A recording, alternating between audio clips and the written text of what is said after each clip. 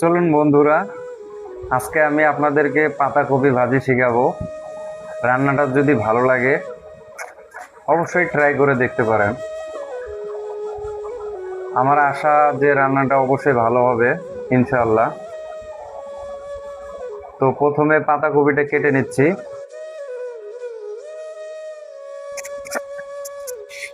এরপরে পাতাকপির সাথে কিছু গুঁড়ি আলু কেটে নিচ্ছি আমি।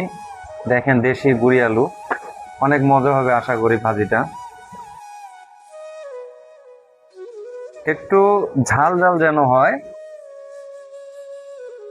পরিমাণ মতো একটা বা দুইটা রসুন দিব।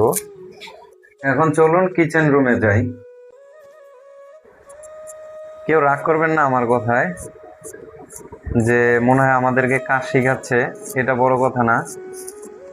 অনেকে অনেক কিছু টেকনিক জানে, আবার অনেকে অনেক কিছু টেকনিক জানে না।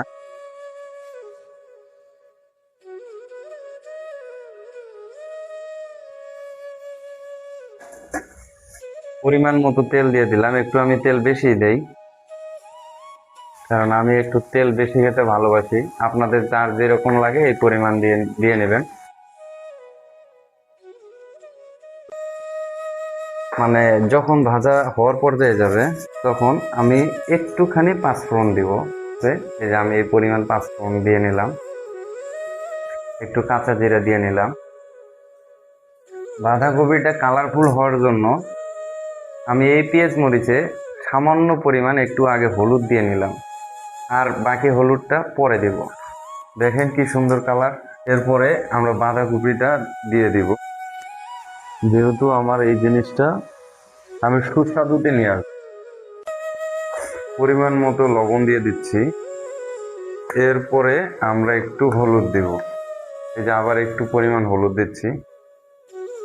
অনেক সময় কালারফুল হলেও তরকারি খাইতে ভালো লাগে, মানে মজা না হইলেও। এরপরে একটু নাড়াচাড়া করে দিই, আর একটু হলুদ দিচ্ছি। এবার আমরা ঢেকে দিব সিদ্ধ হওয়ার জন্য। ধনিয়ার গুঁড়া দিয়ে দিব। এরপরে আমরা একটু জিরার গুঁড়া দিয়ে দিব। একটু খেয়ে দেখাচ্ছি। ওয়াও, সেই সুস্বাদু হয়েছে। তরকারিও হয়ে গেছে। তো আমি এখন একটু নামিয়ে নেব। দেখেন সাইজ কিরকম কালারফুল হয়েছে। দেখি এখন একটু টেস্ট করে দেখি আসলে কেমন হয়েছে, ভাতের সাথে খাইতে কেমন মজা লাগবে, বা পোলার সাথে খাইতে কেমন মজা লাগবে। ওয়াও, সেই স্বাদ।